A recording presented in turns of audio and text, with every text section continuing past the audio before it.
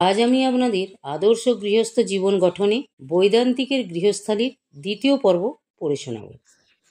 বিবাহিত জীবনে কি আত্মজ্ঞান লাভ করবার আশা করা যেতে পারে? কিছুদিন পূর্বে রামকে ঠিক এই প্রশ্নটি জিজ্ঞাসা করা হয়েছিল, আর তিনি তার সম্পূর্ণ উত্তরও দিয়েছিলেন।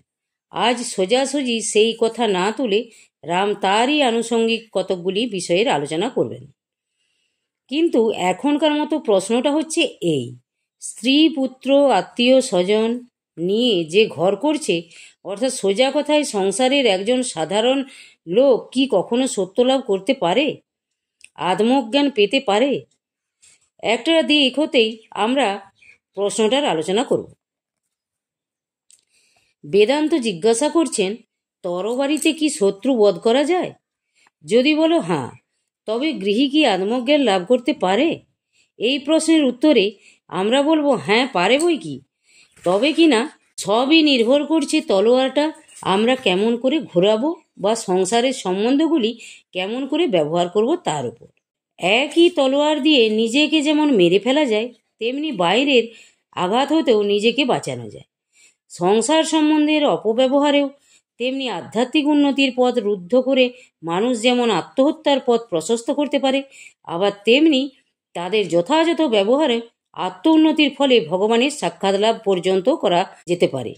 তাই বলছিলাম যে দুটো প্রশ্নেরই এক উত্তর। আমাদের যে নিত্যকার চলাফেরা, আচার ব্যবহার, তা থেকেও আমরা যথেষ্ট আমোদ ও স্বস্তি আদায় করতে পারি। ঠিক ঠিক তাদের ব্যবহার করতে জানলে ওতেও আমাদের উপকার হয়, জীবনযাত্রা সুমার্জিত ও সভ্যচিত হয়। কিন্তু অপব্যবহারের তারাই আবার ভ্রান্তি, বিরক্তি বা ব্যাধির নিদান হয়ে উঠতে পারে। তেমনি হচ্ছে আমাদের সংসার সম্বন্ধ। তারা আমাদের উন্নত করতেও পারে, আবার জাহান্নামের পথেও টেনে নিয়ে যেতে পারে। সক্রেটিসের এমন একটি স্ত্রী ছিলেন যে জগতে কেউ তেমন সহধর্মিণীর কামনা করবে না। একদিন সক্রেটিস গভীর চিন্তায় মগ্ন। এমন সময় তার স্ত্রী এসে অভ্যাস মতো যা ইচ্ছে তাই বলে তাকে গালাগালি দিতে লাগলেন। সক্রেটিসকে একটা কিছু করতে হবে, তাই তার স্ত্রী কথা তার শোনা দরকার। সেই সুউদ্দেশ্য সিদ্ধ করবার জন্যই এই গালাগালি আর অপমান নির্যাতনের বহর। কিন্তু সক্রেটিসের ধ্যান তাতে ভাঙল না। একটা প্রশ্নের মীমাংসা না হওয়া পর্যন্ত সেটার মাঝে ডুবে থাকা ছিল তার স্বভাব। এদিক দিয়ে স্ত্রীর গর্জনের আর বিরাম নাই, কিন্তু সক্রেটিসের কানে কিছুই ঢুকছে না। অবশেষে রাগের ভরে সাধ্বী এক গামলা ময়লা জল এনে স্বামীর মাথায় ঢেলে দিলেন। কিন্তু তাতেও কি সক্রেটিসের রাগ হলো? তিনি শুধু একটু মৃদু হেসে বললেন, লোকে যে বলে গর্জনে বর্ষণ, তা ঠিকই তো। স্ত্রীর গর্জন নতুন নয়, কিন্তু বর্ষণ সব দিন তো হতো না। আজ গর্জনের সঙ্গে সঙ্গেই বর্ষণ নেমে এসেছে। কথা কয়টি বলেই সক্রেটিস আবার ধ্যানমগ্ন হলেন। এ হতে এই বুঝতে পারি, চিত্তজয়ের সামর্থ্য সম্বন্ধে কারুর সন্দিহান হওয়ার প্রয়োজন নাই। সক্রেটিস মানুষ। একজন মানুষে যদি অমন করে চিত্তজয় করে থাকে, তবে আর মানুষে তা পারবে না কেন? আজও কি জগতে এমন লোক দেখা যায় না, যারা চিত্তকে দমিয়ে রেখেছে, অভ্যাসকে নিয়ন্ত্রিত করেছে? এমন লোক শত শত আছে। চেষ্টা করলে তুমিও তাদের মতো হতে পারো।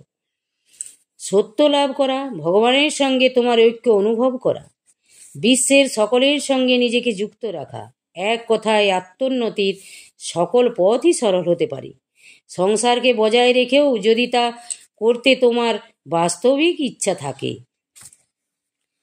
মানুষ যখন চলাফেরা করে, তখন একটা মাত্র দেহকে সে সঙ্গে নিয়ে যায় বটে, কিন্তু হাত, পা, নাক, কান এগুলোকে তো সে সঙ্গে নিয়ে যায়, রেখে যায় না। তারাও যে তার সঙ্গে চলে। তাই বেদান্ত বলছেন, সত্যের সন্ধান তুমি যদি পাও, তখন তোমার আধখানি শুধু সেই সত্যলোকে না নিয়ে গিয়ে সবখানি তো তুমি নিতে পারো। তোমার স্ত্রী, পুত্রকেও তো তুমি সঙ্গে নিতে পারো, তারা তো তোমারই অঙ্গ প্রত্যঙ্গ।